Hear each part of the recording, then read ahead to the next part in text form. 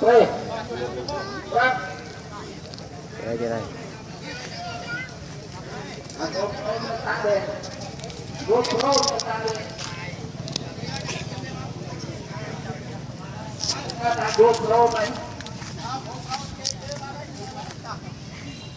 Ở ta tiếp theo là ở ta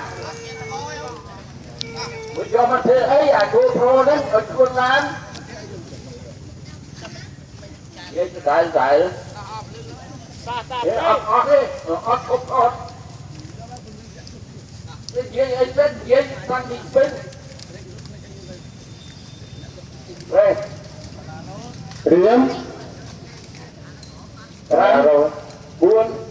bay đi vui action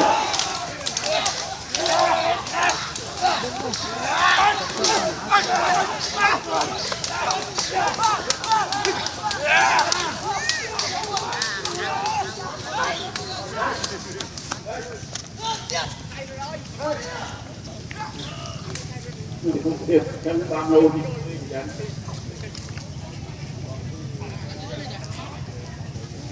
thấy cần con thấy cần họ chạy nhau bên rồi